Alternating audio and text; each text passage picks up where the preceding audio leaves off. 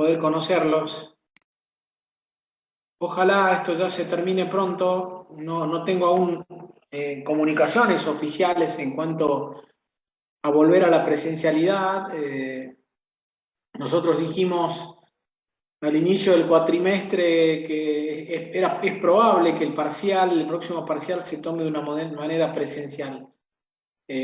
Aún no tengo comunicaciones oficiales con eso, pero se lo iremos diciendo. De todas maneras, nos quedan tiempo, nos quedan bastantes teóricos por ahora y esto está pensado para fin del mes que viene, ¿sí? Así que, bueno, esperamos 3 minutos, 2 minutitos más y vamos a alargar la teoría de hoy. Bueno, ¿estamos? Voy a grabar. Recording in progress.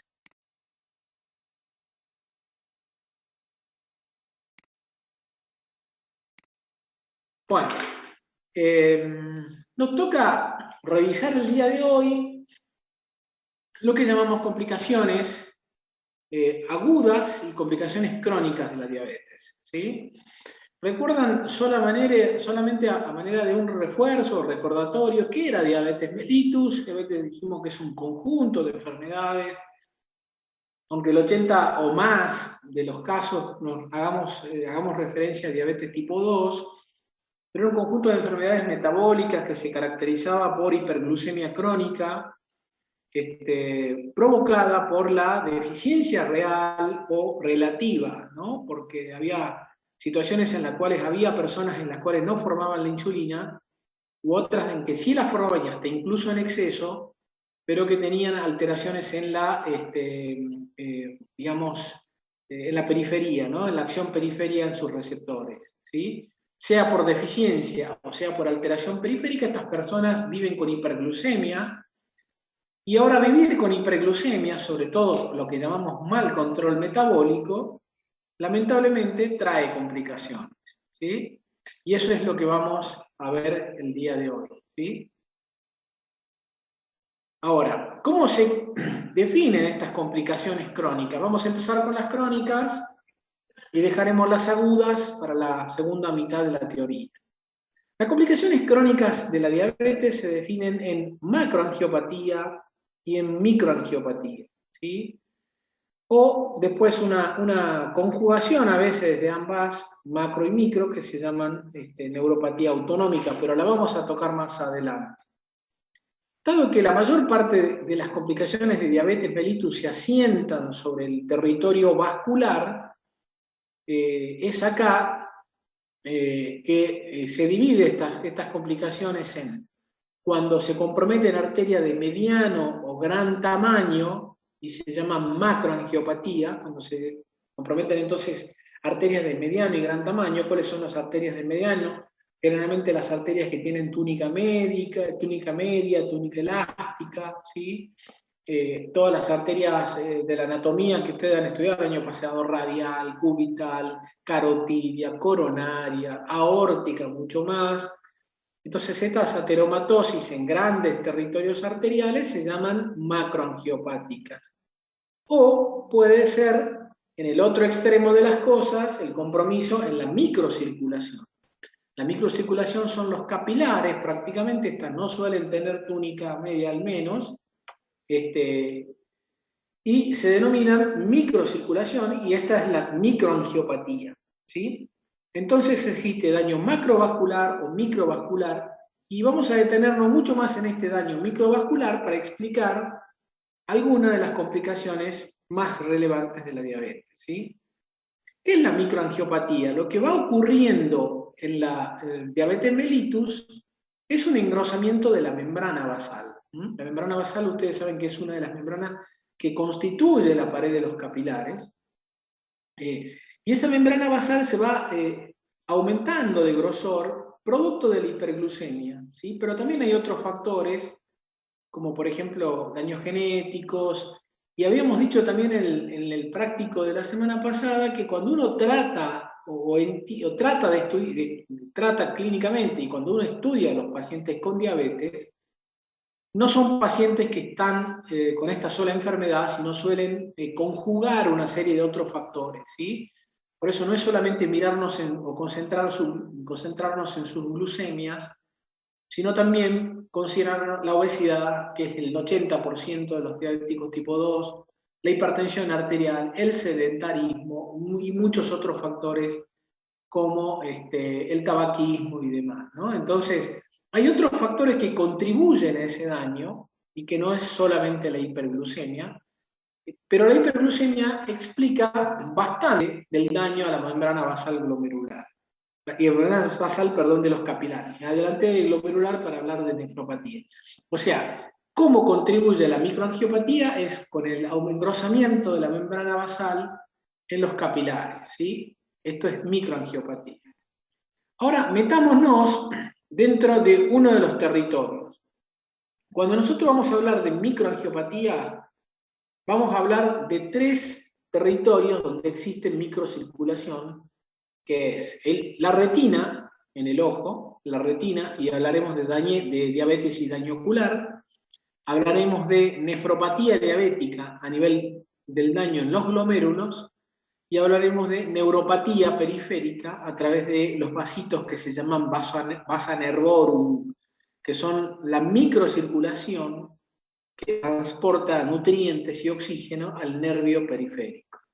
Entonces, cuando hablamos de diabetes y daño microvascular, vamos a hablar de retinopatía diabética, nefropatía diabética y neuropatía periférica. Vamos a la primera parte, ¿sí? Neuropatía y diabetes mellitus y daño ocular, perdón. Bueno, yo quiero mostrarle acá en estas diapositivas, después vuelvo, a ver si tengo, voy a poner un puntero.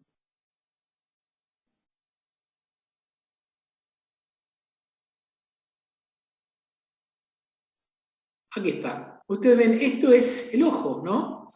Este es un corte transversal de nuestro ojo donde tenemos la pars anterior, la cámara anterior del ojo, de los distintos medios cristalinos del ojo, que es desde la córnea, el humor vítreo, todo el líquido que está contenido en el ojo, y este es el polo posterior, donde se forma nuestra imagen.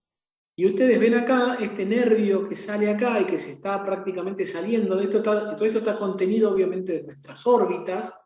El globo ocular descansa en la pared inferior o en la cara inferior de nuestra órbita, está acá en las caras laterales, y este es el nervio óptico.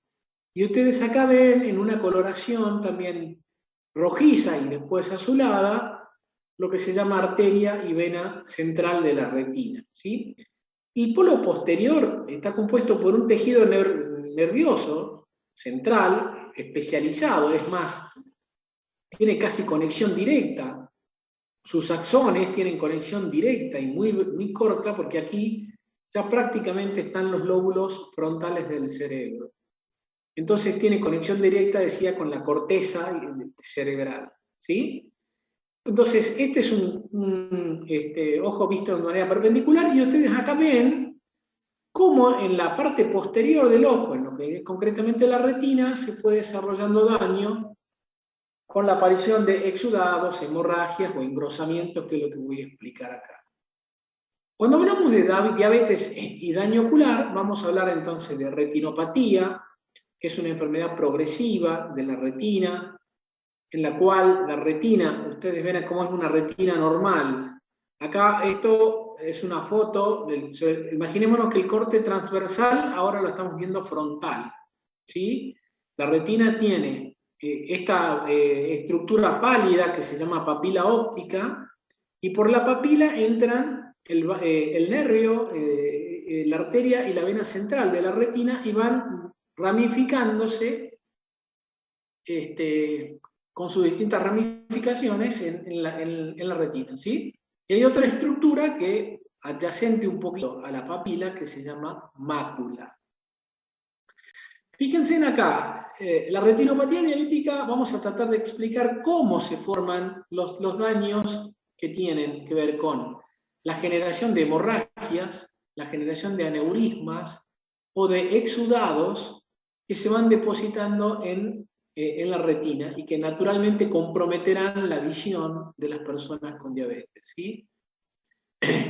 Vamos a volver sobre esto. Ahora, ¿qué otro tipo de daño puede haber en el ojo de una persona con diabetes? Es el desarrollo de cataratas.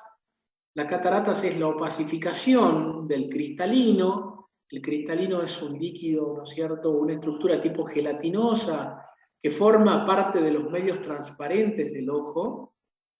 Cataratas hay por diabetes, pero no solamente por diabetes, hay por otras causas. Y el incremento de la presión ocular, que se llama glaucoma. Es decir, frente a la pregunta, si existiese una pregunta de examen que diga cuáles son los distintos tipos de daño que puede tener un diabético, ustedes deberán responder el desarrollo de retinopatía, pero también la formación de cataratas y de glaucoma. Ahora, metámonos en retinopatías. Es una de las causas de ceguera más importantes en los países industrializados, y en los no industrializados también, ¿no? En los países en vías de desarrollo, es decir, la gente pierde la visión y por eso es importante que tengan un buen control metabólico, ¿sí? Esta pérdida de la visión está clara. La duración de la diabetes mellitus, es raro pensar que una persona tenga retinopatía diabética si está haciendo un debut diabético, ¿sí? Salvo que haya sido un diabético de muchísimos años, de evolución, y no haya despertado síntomas, y no haya hecho consulta, lo cual es raro, porque ustedes saben que la diabetes mellitus en algún momento se ponen muy sintomáticos. Entonces, cuando hablamos de retinopatía, vamos a hablar de daño diabético, al menos dicen esta placa, 20 años después, en más del 60% de los diabéticos tipo 1 y en casi todos los diabéticos tipo 1, casi todos los diabéticos tipo 1, o en más del 60% de los diabéticos tipo 2, después de 20 años de enfermedad, ¿sí? Vean ustedes que la diabetes tipo 1 es un poco más agresiva y compromete más la microcirculación, sobre todo en pacientes no controlados, ¿sí?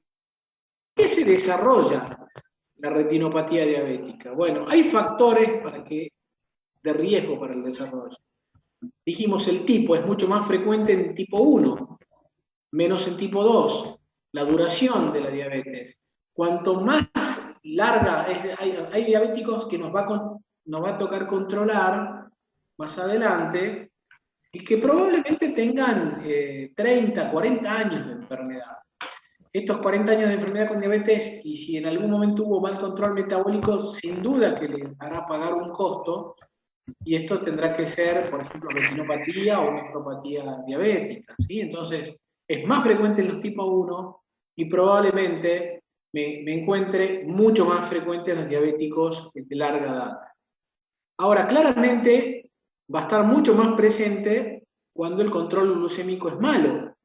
La calidad del control glucémico que dice aquí tiene que ver que cuanto peor controlados están, más chances de retinopatía diabética. Y los otros factores que mencioné hace un ratito, cuanto peor control de la tensión, más chances de la tensión arterial, cuando haya más alteraciones del perfil lipídico, colesterol o triglicérido elevado, más chances además. ¿Qué ocurre en la retinopatía, ya hablando a nivel de la fisiopatología? Vamos a ver que para explicar retinopatía, glomerulopatía y daño neurológico periférico, quizás repitamos los conceptos porque el modelo de daño en estos territorios vasculares suele ser el mismo, ¿no? Entonces, lo que va a ocurrir es desarrollo de engrosamiento de la membrana basal, desarrollo de microaneurismas, fenómenos de hipoperfusión. Como la membrana basal se va engrosando, va también obstruyéndose el flujo sanguíneo capilar, entonces hay pérdida de la perfusión sanguínea, hay obstrucción de los vasitos, hay degeneración de esos vasos. A la misma vez, por los fenómenos inflamatorios, la permeabilidad vascular, ustedes ya lo conocen esto cuando hemos estudiado los capítulos de inflamación. Sabemos que el diabetes mellitus es una enfermedad con inflamación crónica, entonces nuestros vasos sanguíneos están con alteraciones en su permeabilidad y dejan pasar células y dejan pasar líquido. Entonces por esto se genera el edema y también se ocluyen, bueno, esto tiene que ver con lo primero, ¿no? La oclusión de las arteriolas. Entonces, cuando le preguntamos esto, ¿por qué ocurre la retinopatía? Mire, si no tienen para explicarlo, que es todo esto, ¿sí? Fenómenos de engrosamiento, desarrollo de microneurismas, alteración de la permeabilidad, formación de edema y oclusión de arteriolas. Y como nuestra materia es el porqué y el porqué, ¿y por qué ocurre esto? Porque bueno, cuando hay liberación de factores de crecimiento, es una interrelación entre los fenómenos de inflamación que van generando obstrucción a nivel de las arteriolas y también, de una manera compensatoria, el organismo libera factores para generar nuevos vasitos, se llaman factores de arqueogénesis, y estos son la liberación de factores de crecimiento. O sea, se van formando neovasos, vasos de neoformación se llaman, pero no cumplen la función que deben cumplir, ¿sí? Bueno, ¿cómo progresa tanto en retinopatía como en nefropatía, por ejemplo? Hay distintos tipos. No todos los diabéticos tienen que tener retinopatía severa y pérdida de la visión. Nosotros vamos a recomendarle como agentes de salud, cuando el día de mañana nos enfrentemos a un diabético, un control oftalmológico, va a formar parte de nuestras sugerencias. Cuando digan, a ver, doctor o licenciada, usted sabe que soy diabético, bueno, mire, no se olvide de asistir a un oftalmólogo, usted debe controlarse la retina para ver si no está generando daño su diabetes. Las retinopatías leves tendrán que ver con aumento de la permeabilidad solamente, con fenómenos de inflamación, por ahí con la generación de algún tipo de edema o de exudado, pero las retinopatías más avanzadas, la moderada y mucho más la avanzada, ya se ve en estas personas en los fenómenos de cierre o de oclusión, es decir, vasitos que se tapan, o la generación de vasos de neoformación, como lo explicaba, por la liberación de los factores de crecimiento, o incluso ya el daño en otras estructuras como el cuerpo vítreo, formación de cataratas o el humor vítreo y demás, ¿sí? Entonces podemos tener retinopatía leve a retinopatía proliferativa, que es la forma más severa, la forma más perjudicial de la retinopatía diabética. ¿Cómo se expresa esto clínicamente? ¿Sí? Lógicamente, imagínense con este ojito que está acá, fíjense en acá, hay hemorragias, hay desarrollo de aneurismas, hay desarrollo de vasos de neoformación, esto que está acá amarillo son los exudados, que es edema. Todo esto dispuesto en un tejido que debería estar limpio para formar la imagen en la retina y poder ver como lo vemos a los objetos de la vida diaria, esto es lo que va a originar, digamos, pérdida de la agudeza visual, ¿sí? Las personas se suelen manifestar con disminución de la agudeza visual. Entonces, ojo con esto, cuando están presentes debemos referirlos a los especialistas que son los oftalmólogos. Bueno, vamos a hablar ahora de otro tipo de daño microvascular. Recuerden, chicos, ¿no? Complicaciones crónicas micro y macro. Micro es microcirculación y hemos hablado recién de retinopatía diabética. El otro territorio por excelencia de la microcirculación es el riñón, son nuestros riñones. Ustedes observan acá, este es un gráfico obviamente un simbólico de cómo están, pero bastante cercano a lo normal. Cómo están dispuestos nuestros riñones, la vena, la arteria, entrando por el hilio renal, la distribución, esto es la anatomía macroscópica, los cálices renales, y acá, en todo lo que es la corteza del riñón, existe un entramado de capilares, ¿sí? Un entramadito de capilares que son los glomérulos o los ovillos capilares que forman parte de nuestros nefronas. La retinopatía diabética, sin duda, esto de tercera causa puede ser discutida, puede ser la segunda. La primera causa de daño renal crónico es la hipertensión, y la segunda, o para la tercera para algunos países, es la diabetes mellitus, ¿sí? O sea, fíjense en la discapacidad que origina una diabetes no controlada, muchísimas de las personas que están en hemodiálisis, o sea, en tratamiento sustitutivo renal, tienen como causa de la diálisis crónica la diabetes. ¿Estamos? Entonces, estas personas, ustedes ven que es mucho más frecuente, sobre todo en diabetes tipo 1, siempre los diabéticos tipo 1 la llevan peor, porque tienen prácticamente ausencia de insulina, y es un poquitito menos en diabéticos tipo 2. Afecta casi al 40% de los diabéticos tipo 1 y al 15% de los diabéticos tipo 2. Ahora, es una enfermedad progresiva que origina alteraciones de la emisión, proteinuria. Cuando una persona tiene pérdida de proteínas por el riñón por arriba de lo normal, del umbral fisiológico, normalmente todos nosotros perdemos proteínas, pero es una mínima cantidad. Es una mínima cantidad.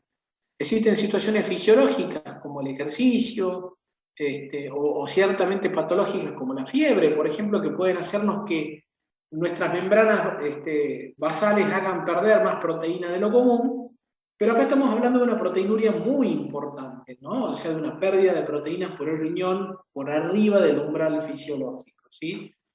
Y esta enfermedad causa alteraciones metabólicas, causa alteraciones funcionales y estructurales a nivel del glomérulo y de la membrana basal glomerular. Hay también fases, sí, lo vamos a ver también mejor en la próxima diapositiva. Hay fases de la nefropatía diabética. Esto siempre decimos que tiene un plus venir a las teorías. El que avisa no traiciona, lo que nos gusta preguntar mucho en los exámenes, ¿no? ¿Cómo sé yo cuándo estoy parado? Es decir, el día de mañana puedo estar sentado con una persona que me dice, licenciado o licenciada, yo tengo afección de mis riñones. Bueno, ¿cómo sé yo, no? Deberé preguntarle los años de la enfermedad y quizás que concurra con algún estudio solicitado por un médico, en la cual me va a mostrar a mí si ya tiene macroproteinuria, o sea, o incluso más, si el filtrado glomerular ha caído tanto que su filtrado es menos de 30 mililitros por minuto. ¿Quién se acuerda cuál es el filtrado glomerular normal? A ver, alguien que me diga.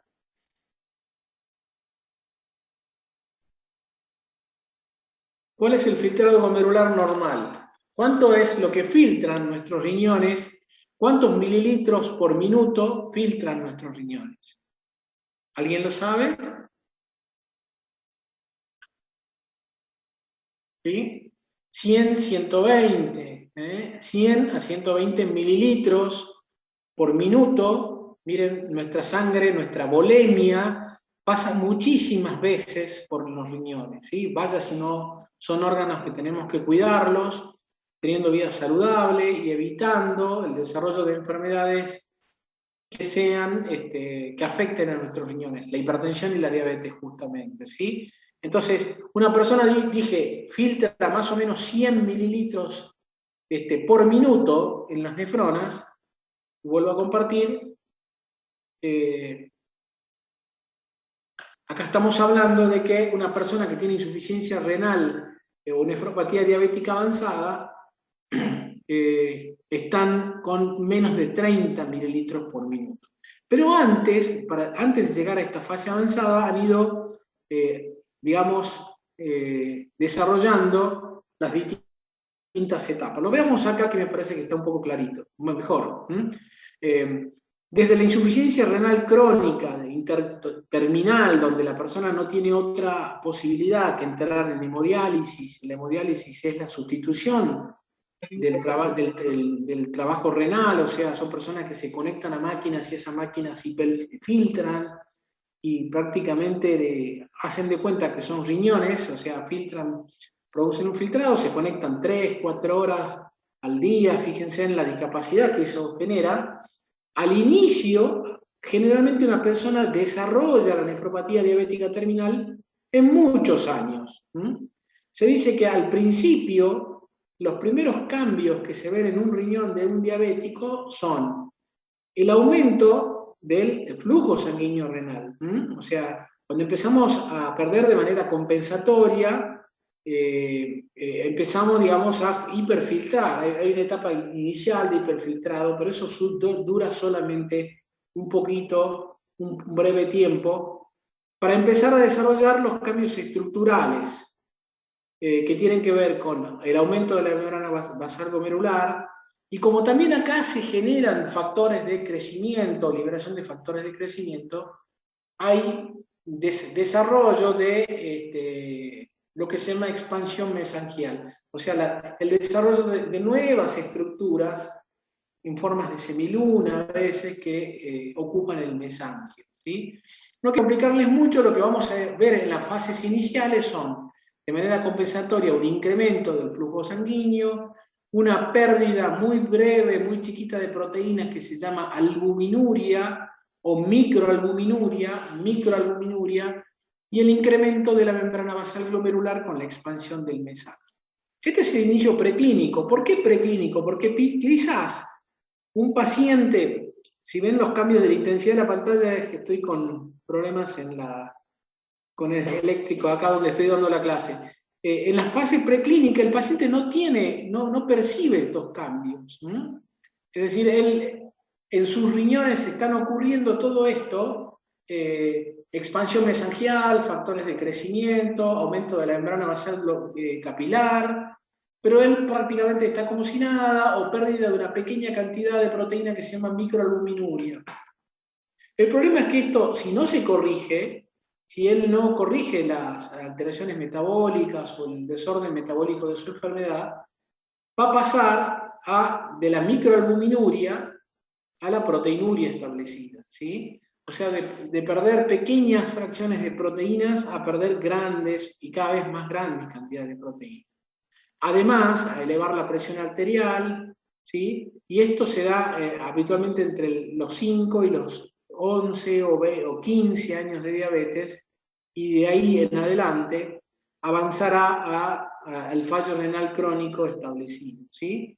Entonces lo que va ocurriendo es más daño en la membrana basal glomerular, alteraciones en la carga electrostática, daño, digamos, sobre esa membrana pierde proteínas de manera muy importante, es proteinuria establecida, y por supuesto, como estas personas tienen además otras enfermedades, dijimos agravamiento de la hipertensión, agravamiento de sus comorbilidades, hasta llegar a la insuficiencia renal crónica total, ¿sí?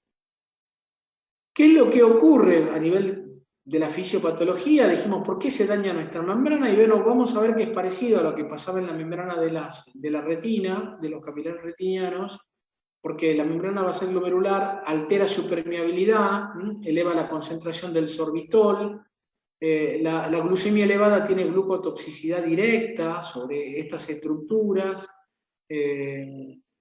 pues al inicio provoca aumento de flujo, eso lo dijimos, y presión sobre el glomérulo, y se altera también el intercambio sodio-hidrogeniones, ¿no? Sodio-potasio, sodio-hidrogeniones.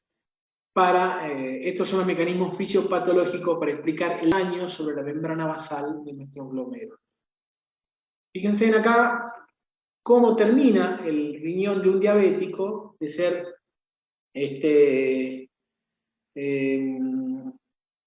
un riñón que normalmente mide 12, 14 centímetros en su diámetro longitudinal, a medir 9 centímetros, o sea, los riñones se achican, se vuelven mamelonados, a veces nodulares, y lo que ocurre acá es esto, si uno le hace un corte histológico, o sea, si uno pudiese hacer una biopsia renal y vemos cómo están dispuestos los glomérulos y los túbulos alrededor de los glomérulos, fíjense en el daño glomerular que tienen, glomérulos más chicos, glomérulos atróficos, glomérulos o totalmente estas estructuras que las vemos acá de color bordeaux, no son otras que linfocitos. Hay todo un fenómeno inflamatorio a nivel de los túbulos renales, que es lo que causa el daño, digamos, en la insuficiencia renal crónica.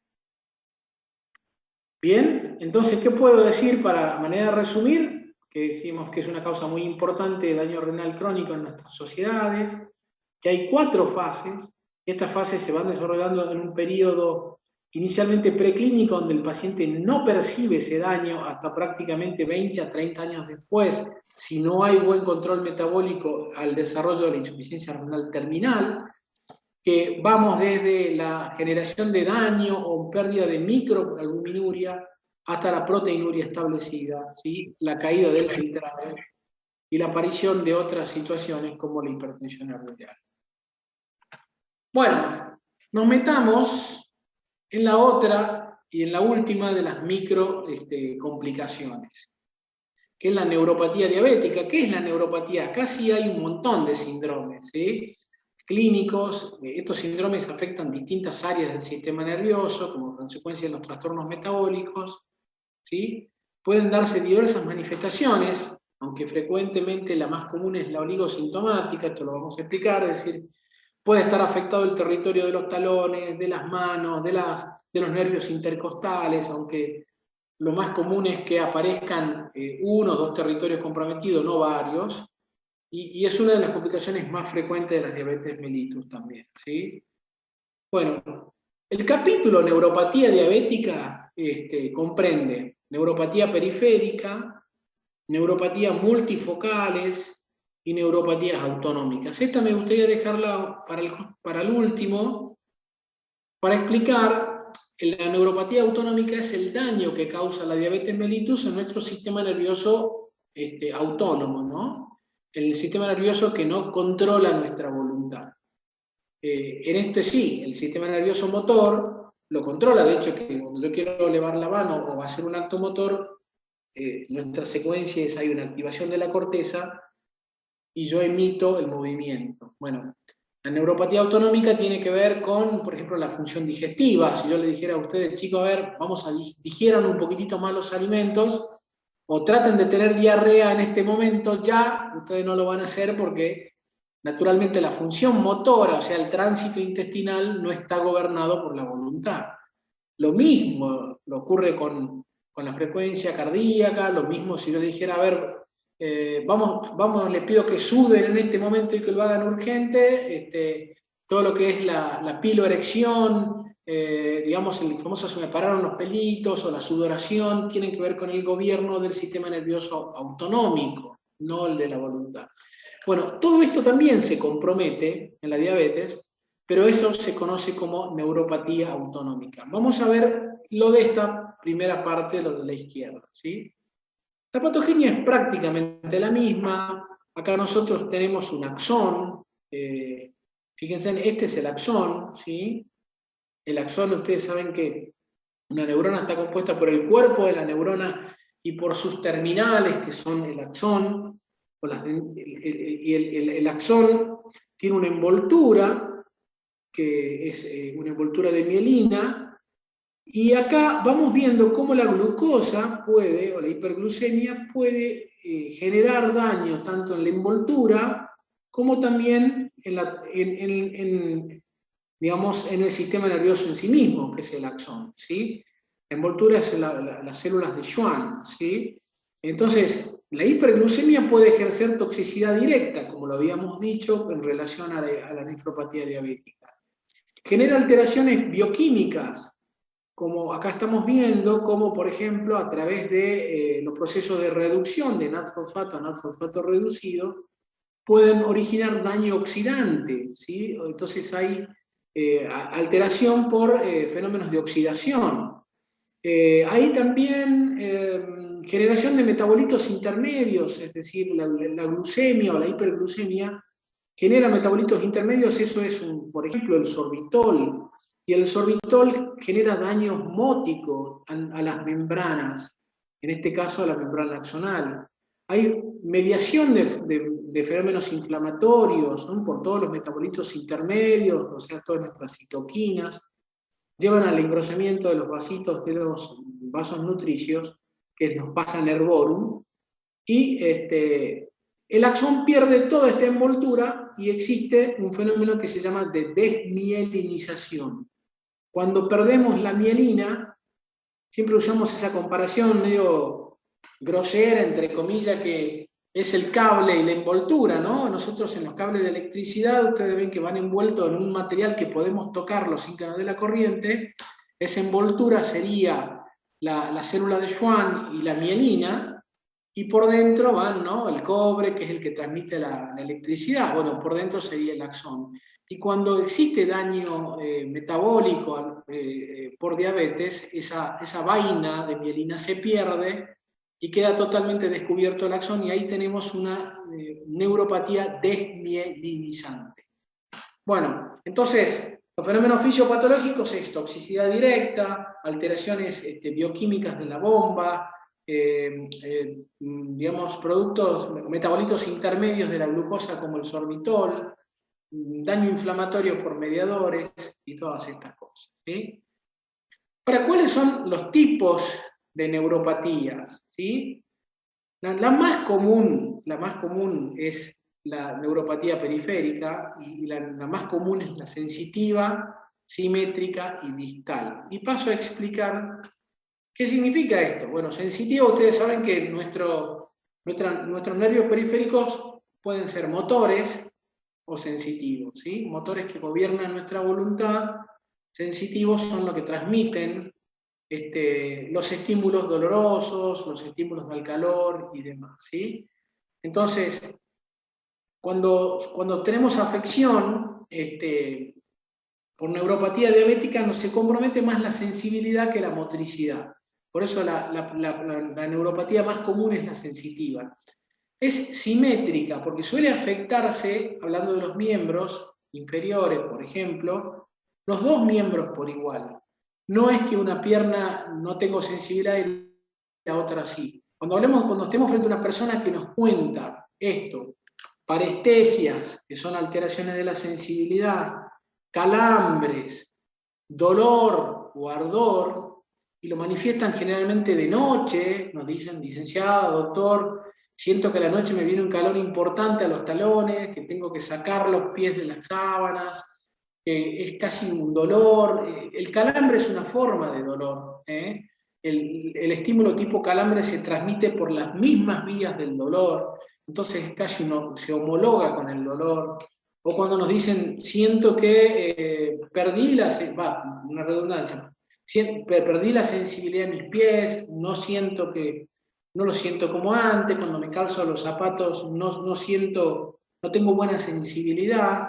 Y uno le pregunta, ¿en los dos pies por igual? Sí, en los dos pies por igual. Y más en los pies que en las rodillas, por ejemplo. Bueno, eso es el concepto, simétrica, los dos pies por igual, más distal que proximal, ¿sí?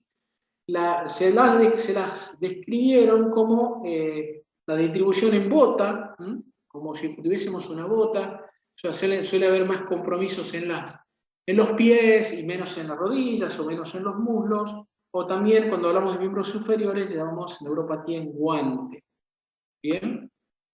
Bueno, esto es más de lo mismo. No, perdón, neuropatía en guante. No, esto no es más de lo mismo. Esta es la neuropatía autonómica. Neuropatía autonómica dije que es el daño que genera diabetes mellitus en los órganos que no son gobernados con nuestra voluntad. Por ejemplo, ¿qué puede pasarle a un diabético cuando se afectan las fibras amielínicas? Estas fibras no tienen mielina como la anterior que mostré, ¿sí? Estas fibras son fibras amielínicas, inervan o dan inervación a nuestras vísceras, el estómago, el pulmón, los órganos genitales, la piel. También se asocia con la antigüedad de la diabetes. Es raro pensar que una persona tenga neuropatía autonómica si llevamos 3 años de enfermedad. Generalmente esto se instala cuanto más larga es la enfermedad, cuanto más severo es el compromiso metabólico, generalmente más en los hombres que en las mujeres, y cuanto más obesos son los pacientes, ¿sí? ¿Cuándo pensar en neuropatía autonómica? En esto: obesidad, diabetes mellitus de larga data, más en hombres que en mujeres, ¿sí? Y obviamente con peor control metabólico. Y fíjense en lo que les va a producir estas cosas: ausencia de sudoración, hipertensión descontrolada, que tengan isquemias miocárdicas y que no sientan dolor, fenómenos de hipotensión ortostática, esto es desregulación de la presión cuando se ponen de pie y la presión les cae bruscamente, y no pueden regular el tono vascular, no pueden variar la frecuencia cardíaca. Nosotros variamos la frecuencia en situaciones de estrés, en situaciones de ejercicio. Nuestra frecuencia cardíaca se va adaptando a la liberación de catecolaminas y demás, y estas personas no pueden tener esa variabilidad, y eso obviamente es perjudicial. Bueno, desde ya la impotencia o la disfunción eréctil, para el caso de los hombres, y bueno, o las taquicardias en reposo, ¿no? O la saciedad temprana. Esto es muy importante y seguramente Dios no quiera que les toque alguna vez tratar un paciente con lo que se conoce como que es la gastropatía diabética, es decir, son personas que no tienen vaciamiento gástrico adecuado, no pueden alimentarse prácticamente porque apenas comen, tienen saciedad, o en el otro extremo tienen diarreas muy difíciles de controlar. Esta es la neuropatía autonómica. Y por último, vamos a hablar, ya para terminar el capítulo de complicaciones crónicas, del pie diabético. El pie diabético es una combinación, es una catástrofe, ¿sí? Es una causa importante de discapacidad, es una catástrofe, digo yo, porque es causa de amputaciones, de dedos, de piernas, y es una combinación del daño vascular y del daño neuropático, a los que se suman las alteraciones mecánicas por los continuos traumatismos, las deformidades que van teniendo en los pies los diabéticos, y además se suman la posibilidad del desarrollo de infecciones, ¿sí? Entonces los pacientes tienen este ciclo muy peligroso que es traumatismo, ulceraciones, infección y el desarrollo de gangrena. Bueno, ustedes ven acá, fíjense en lo que es un pie diabético. Este es obviamente un pie diabético muy severo, serían los que están acá. Pero habitualmente, ¿cómo comienzan las lesiones? Bueno, las lesiones comienzan con algo de daño microvascular y la neuropatía, como que conté, personas que debemos interrogar cómo sienten sus pies, si no están con calambres o con sensación de dolor o ardor. Y generalmente el grado 0 no tienen lesión, pero después comienzan, como no tienen buena sensibilidad, a generar pequeñas ulceritas superficiales. Estas úlceras se traumatizan más, se pueden infectar, incluso agrandarse, y hasta el desarrollo de abscesos, osteomielitis, gangrenas es una infección severa, o el compromiso prácticamente de todo el pie donde no hay más remedio que la amputación. Entonces, en el pie diabético es una combinación de daño vascular, neuropático, alteraciones mecánicas e infección. ¿Sí? Bueno, un poquito pesada la teoría de hoy, vamos a respirar, voy a tomar un poquito de agua. Vamos a hablar, hasta aquí he hablado de la microcirculación. Pero yo creo que ustedes se acuerdan de la primera diapositiva que dije la macrocirculación se compromete. Las macros son las grandes arterias o las medianos tamaños.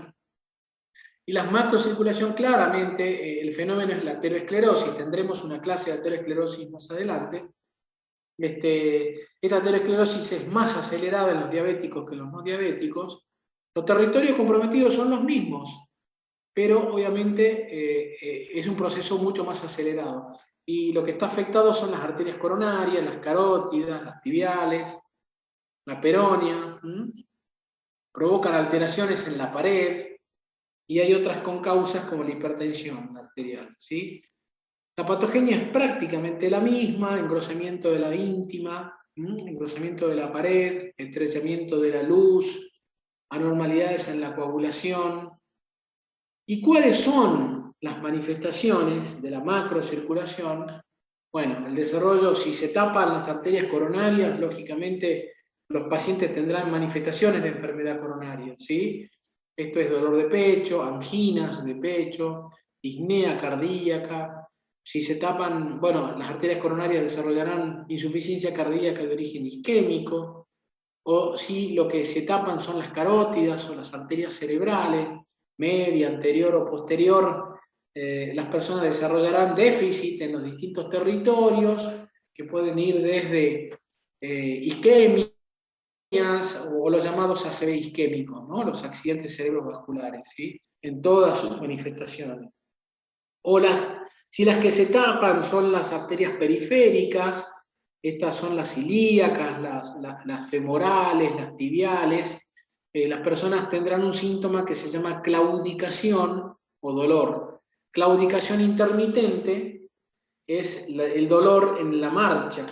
Como en la marcha nosotros necesitamos buen flujo sanguíneo, la marcha me refiero a la caminata, estas personas comienzan a sentir dolor ante la caminata, tienen la necesidad de parar, porque el riego o el flujo de oxígeno en los músculos está comprometido, y también tienen otras manifestaciones como el dolor, y bueno, y hasta incluso, si hablamos de arterias muy distales, como las pedias o las arterias del pie, desarrollarán complicaciones como el pie diabético, ¿sí?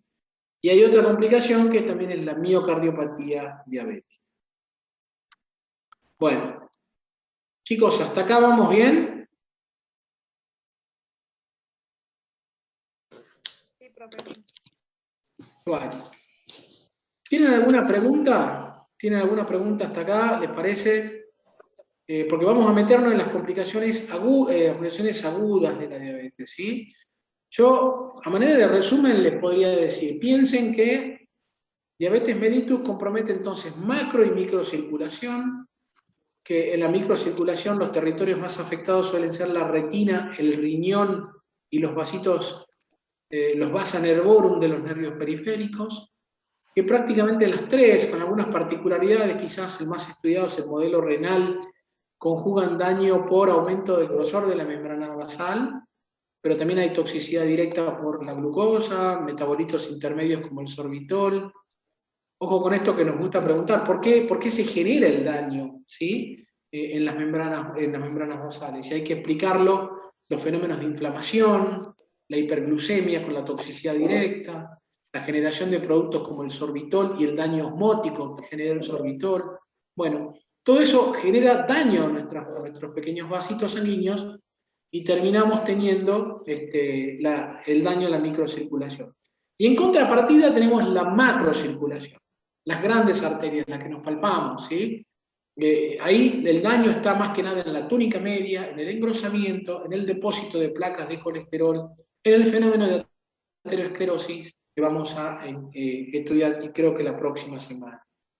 Y las manifestaciones tendrán que ver con los territorios que se comprometen, si coronarias, cerebrales, periféricas, aórticas. No puedo decir acá que haya un único síntoma. Si tengo comprometidas las arterias de los pies o las piernas, las personas referirán dolor. Si tengo comprometidas las arterias coronarias, referirán disnea o dolor de pecho, ¿sí? Y demás. Bueno, vamos a meternos ahora en el otro gran capítulo, que son las complicaciones agudas, ¿sí? Vuelvo a compartir pantalla.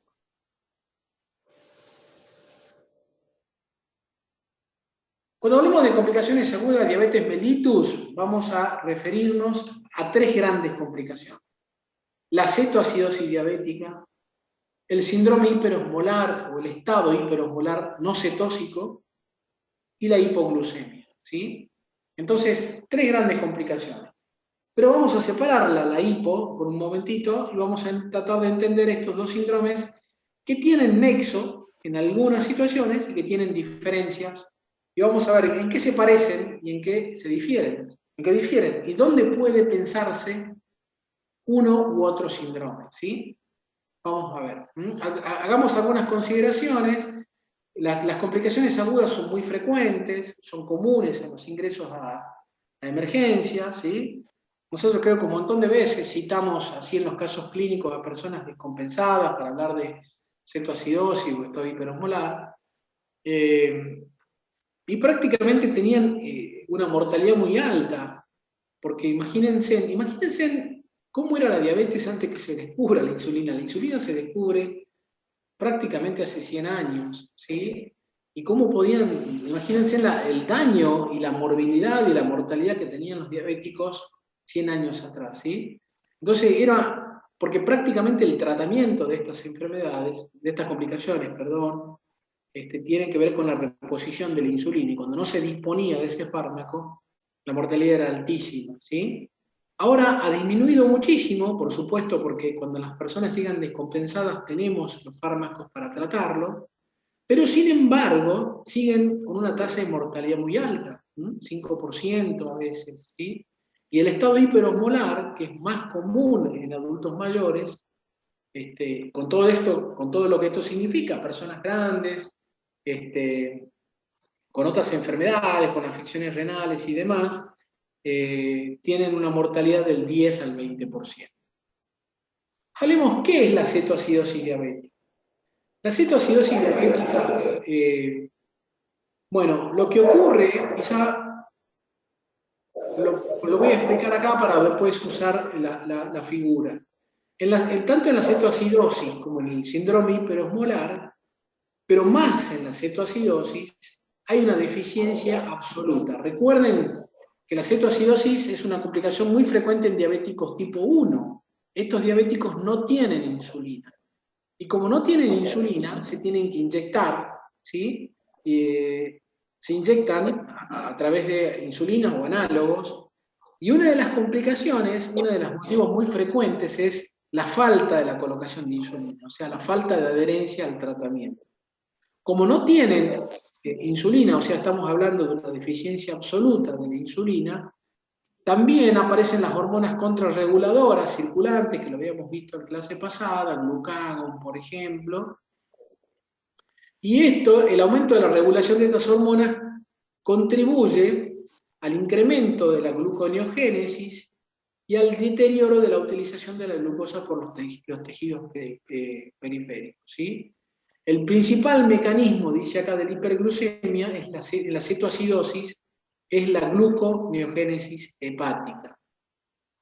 ¿Y qué pasa? Lo voy a ver los gráficos, no se asusten, paremos, no se asusten, lo voy a mostrar. En el tejido adiposo, esta deficiencia grave de insulina y las concentraciones elevadas de hormonas contrarreguladoras activan la lipasa, provocando ácidos grasos libres circulantes y utilización de esos ácidos grasos para la formación de cuerpos cetónicos.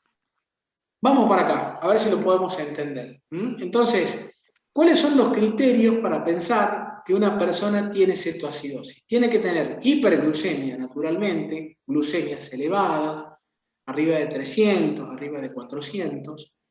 Debe formar acidosis metabólica, debe desarrollar acidosis metabólica.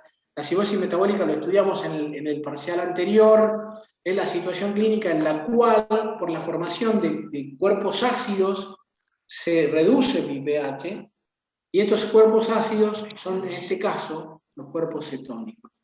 Dijimos que estas personas tienen insulina insuficiente o ausente, ¿sí?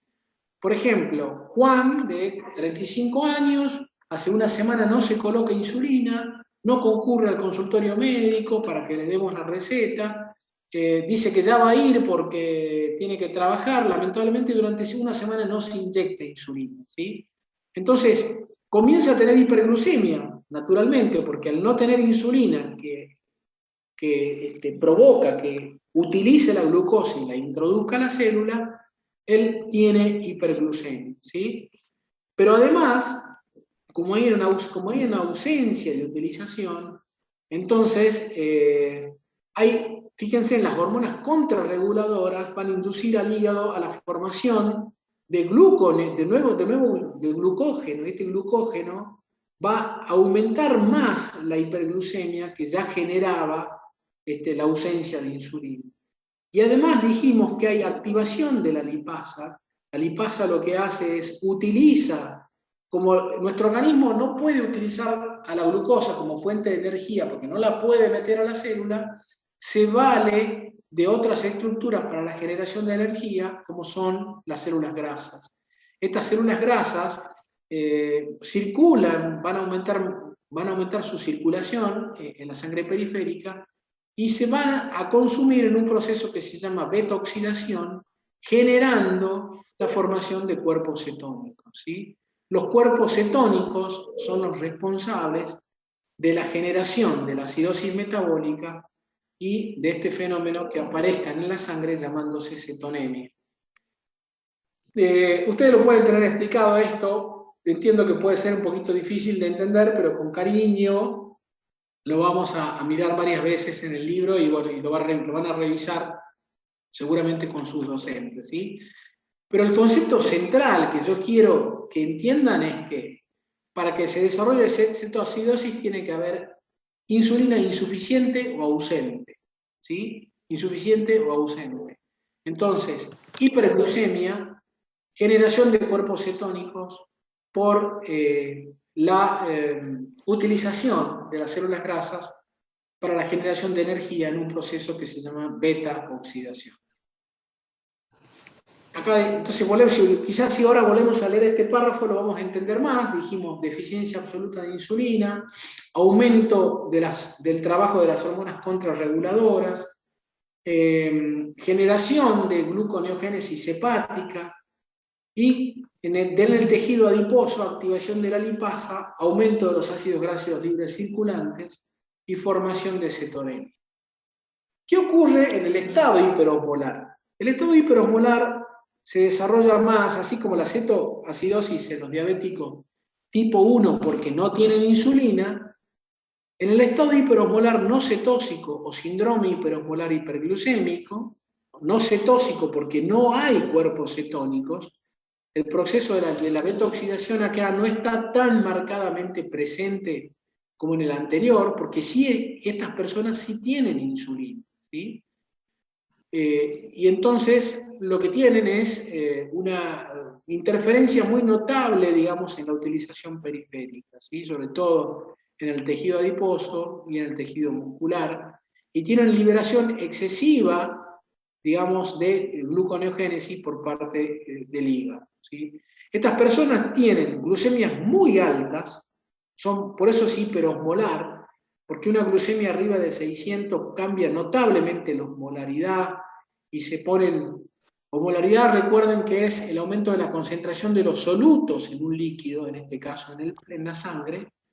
Como tienen hiperosmolaridad se van a deshidratar, van a tener diuresis osmótica, esta glucemia supera el umbral de regulación del riñón y van a tener diuresis exagerada por ósmosis, y no van a tener cuerpos cetónicos, ¿sí?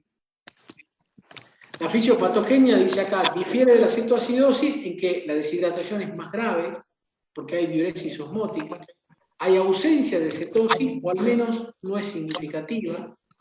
Estos pacientes tienen concentraciones más elevadas de insulina, mientras los de anterior prácticamente no había, y esto puede explicar, sin duda que explica, la ausencia de cetosis. Tienen menos concentración de ácidos grasos libres, menos concentración de glucago, menos concentración de cortisol, y pueden tener una acidosis metabólica, pero sin duda no es metabólica porque no generan cuerpos cetónicos, ¿sí? Pero estas personas sí tienen una gran deshidratación porque pierden cantidades enormes de líquidos por orina y de ahí se deshidratan. Y aparte la osmolaridad misma, imaginemos una persona con 600, yo he visto personas que llegan a tener 900 de glucemia, o sea, 9 veces más el valor normal, generan también deshidratación celular, deshidratación neuronal, llegan, por eso el término antiguo que se lo llamaba coma hiperosmolar, y ahora no se lo debe llamar así porque no todos los pacientes entran en coma, pero en algún momento se lo llamó el estado o el coma hiperosmolar. Hay factores precipitantes, porque la pregunta que ustedes se hagan, ¿por qué, doctor, una persona que tiene insulina, por qué una persona que tiene insulina va a este fenómeno prácticamente de pérdida de la utilización de la insulina? Bueno, generalmente detrás del estado hiperosmolar hay factores precipitantes, las infecciones, las neumonías, las infecciones del tracto urinario, o fenómenos como los infartos, el ACV, el trauma. Algo desregula nuestro cuerpo y no permite insulina en el estado hiperosmolar. Y yo dije, también en la cetoacidosis pueden ser las infecciones, que una persona debute con el diagnóstico de diabetes mellitus reciente o, como cité en el ejemplo, que omita la aplicación de la insulina. ¿Sí? Bueno, ¿cómo se presentan? Acá sí comparten un poquito, las personas llegan a la guardia muy deshidratadas, con poliuria, con incremento de la sed, con muchas náuseas, con vómitos, con dolor abdominal, con trastornos visuales, hasta incluso con cuadros graves por la acidosis, como es la respiración de Kussmaul. En estos pacientes se han descrito el aliento cetósico, el aliento a manzana, se dice. El aliento cetósico es un aliento ácido, porque están realmente muy ácidos, ¿sí? Y en general llegan con una marcada hipovolemia, o sea, con pérdida de volumen por la deshidratación, ¿sí? Y bueno, chicos, para lo último, lo separemos porque este escenario es el contrapuesto a lo que expliqué recién, son las hipoglucemias. Las hipoglucemias es un síndrome también de múltiples causas, muy frecuente en personas diabéticas, bajo tratamiento, muy frecuente en diabéticos que se inyectan insulina, mucho más frecuente en los tipo 1 que en los tipo 2. ¿Y cómo se manifiesta una hipoglucemia? ¿Sí? Por todas las manifestaciones relacionadas con el descenso a la glucemia. ¿Sí? Hay básicamente dos manifestaciones que se dicen que es la neuroglucopenia, o sea, el concepto de neuroglucopenia es la deficiencia de glucosa que provoca que se observa en nuestro cerebro, y la activación de las hormonas contrarreguladoras, ¿sí? O sea, concretamente las simpático-miméticas, ¿sí? Entonces una persona puede tener, puede tener neuroglucopenia, es por visión borrosa, un pensamiento aletargado, alteraciones de la atención, confusión mental porque no tiene glucosa en su cerebro, y a la misma vez tener taquicardia, sudoración, porque las hormonas contrarreguladoras, glucagon, digamos, y simpático-miméticas como catecolamina, están tratando de compensar esa pérdida de la glucosa, y entonces vamos a tener taquicardia, hipertensión, por ejemplo, sudoración fría, extremidades frías, ¿sí? ¿Cuáles son las causas? Las alteraciones del tratamiento tenemos que pensarla como una de las primeras causas. Cuando una persona desarrolla hipoglucemia debemos ver, ¿está bien medicada? Y más aún si se inyecta insulina, no estará aplicándose una cantidad excesiva. Pero además hay otras causas, como que por ejemplo tenga más daño renal. Recuerden que todos los fármacos, mucho más las insulinas, se metabolizan en nuestros riñones y se eliminan por ahí. Y por ahí, si yo tengo un paciente con nefropatía diabética, tendré que regular o tener que pensar los fármacos que doy, también las infecciones, también otras situaciones que pueden provocar las hipoglucemias. Las hipoglucemias también pueden darse en personas sin diabetes, pero bueno, no es el capítulo de hoy, en personas con sepsis, en personas con insuficiencia hepática, en personas con desnutrición severa. Las hipoglucemias con diabetes es sin duda la más frecuente. Y también, perdón, existen hipoglucemias en pacientes con adultos, ¿sí? ¿Cuáles son los síntomas? Dijimos cefalea, visión borrosa, convulsiones, coma, como manifestaciones ya muy severas. La tríada de Whipple es una tríada que nos permite saber si estamos con hipoglucemia, es decir, la persona tiene que tener síntomas y signos compatibles con hipoglucemia. Tenemos que demostrarla en un análisis, simplemente con hacerle una tira reactiva y tener un valor inferior a 40, que es hipoglucemia, y tiene que haber respuesta positiva al tratamiento. Inmediatamente cuando detectamos ofrecemos soluciones azucaradas, sea primeramente por boca, si pueden tragar, le damos a beber líquidos azucarados para que rápidamente absorba la glucemia, o si estamos asistiéndolos en situaciones de emergencia y tienen una vía venosa colocada, le vamos a reponer soluciones glucosadas por vía venosa. ¿Sí? Bueno, esto es todo lo de hoy. Creo que con esto cerramos el capítulo de diabetes, un capítulo muy interesante, donde sin duda tenemos que conocer, prevenir, diagnosticar tempranamente y alentar a que nuestras personas, con nuestro tratamiento, tengan un muy buen control metabólico.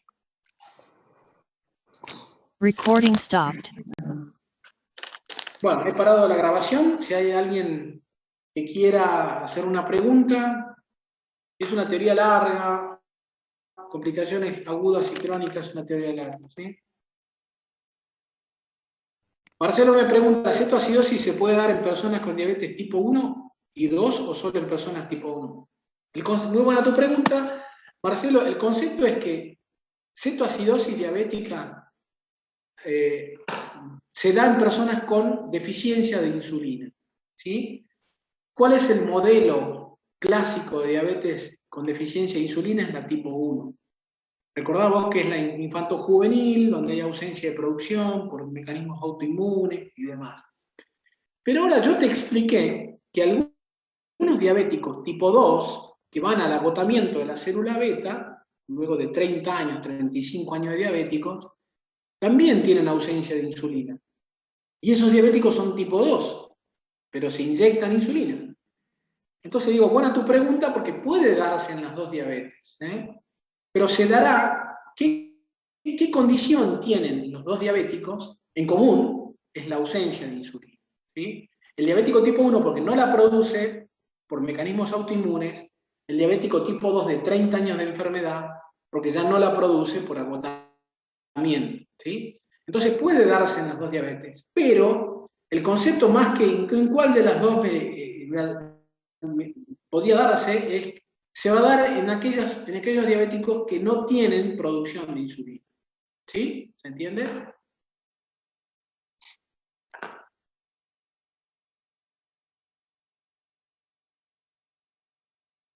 ¿Hay alguna otra pregunta?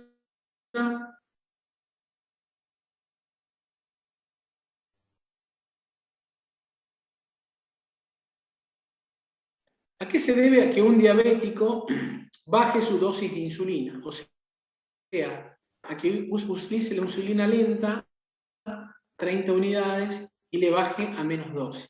Bueno, capaz que vos lo trajiste. A ver, lo bajemos a la fisiopatología. Y yo quisiera devolverle las preguntas, pésimo desde una concepción pedagógica, porque una pregunta no se responde con otra pregunta, pero me voy a valer, ¿por qué les parece a ustedes? O sea, sin duda este paciente se debe inyectar, ¿no? No vamos a dar una clase de insulina, hay distintos tipos de insulina, hay insulinas rápidas, hay ultra rápidas, hay insulinas lentas. El término de rápidas o lentas tiene que ver con qué velocidad se van liberando en nuestro cuerpo, ¿sí? Se usan mucho las insulinas lentas porque simulan la producción pancreática. Nosotros vamos liberando, en este momento estamos liberando insulina y hacemos pico de liberación después de las comidas y demás. Entonces las lentas simulan de alguna manera la producción del páncreas. Y yo les devuelvo, ¿cuáles pueden ser los factores desde la fisiopatología? Pido que lo piensen, para que yo a una persona le baje la insulina. Le diga, mirá, vos necesitas 30 unidades diariamente, pero me empecé a dar cuenta porque hiciste una hipoglucemia o porque te monitoreás y estás mostrando valores cada vez más bajos, que vas a necesitar menos. A ver, mis alumnos muy inteligentes, desde la fisiopatología, ¿qué factores pueden ser?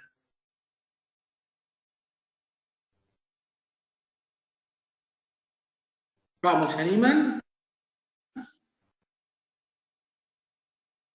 ¿A usted le parece a ver, los que siempre participan, Cami, Marcelo, no sé? Les hago la pregunta, ¿puedo inyectar la misma insulina a un paciente de 90 kilos que a uno de 70?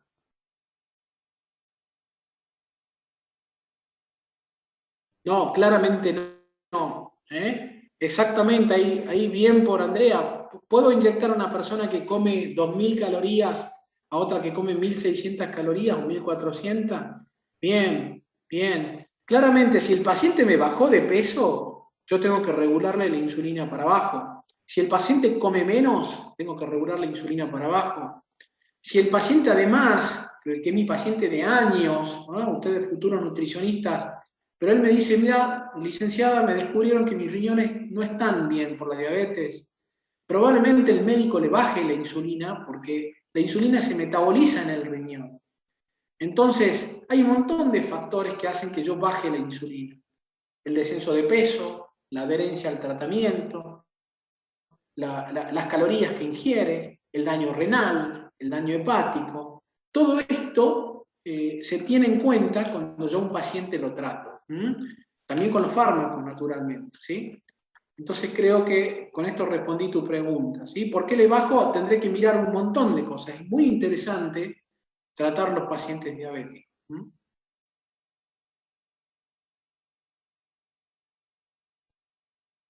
¿Cómo se trata un pie diabético? Bueno, el pie diabético se trata de miles de maneras. Si es un pie diabético infectado, el médico le tendrá que dar antibióticos. Además, se dan fármacos para el control del dolor. Además, los ortopedistas le tienen que generar alguna plantilla de apoyo. El pie diabético es el prototipo y además las nutricionistas tendrán que decirle, vamos por el control metabólico, porque, a ver, el pie diabético es lamentablemente el prototipo del mal control metabólico, ¿sí? Entonces tendremos que decir, mira, ajustame lo máximo que puedas en cuanto a su carga calórica, en que no me desarrolle hiperglucemias postprandiales. Realmente el pie diabético se trata en equipo, ¿no? No va a poder manejarlo ni un médico solo, ni un nutricionista solo, ni un ortopedista solo. Requiere de fisiatras, requiere de ortopedistas, de nutricionistas, de médicos. El médico le tendrá que mirar la infección, la nutricionista tendrá que acomodar una dieta muy acorde, el ortopedista tendrá que ver los zapatos, o sea, se trata de tiene un enfoque multidisciplinario.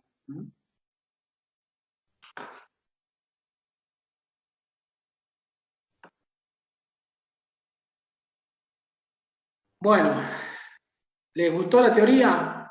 Interesante, ¿no? Bueno, los dejo, chicos, si no hay más preguntas. Son casi las 8:20. Voy a subir, voy a hacer el esfuerzo de subir las dos teorías, porque la primera no la pude subir porque no se grabó completamente. Y recuerden, esta es una enfermedad central. Aparte, ustedes en el futuro tienen un rol central. Un rol central desde la prevención, porque, a ver, para que una persona no desarrolle diabetes mellitus, necesitamos orientarlos a una vida saludable. Y cuando ya la tienen, necesitamos que se mantengan en las fases iniciales o en las fases tempranas de la enfermedad, que no nos progresen al daño renal terminal, que no nos progresen al pie diabético, a la neuropatía autonómica, porque van a ser muy difíciles, son pacientes muy difíciles de controlar, generan muchísimo gasto al sistema, son pacientes que requieren muchísima adherencia a los equipos que lo tratan, ¿no? Entonces, nuestro desafío es tener todas estas poblaciones lo mejor controladas posibles para que no desarrollen todas estas complicaciones.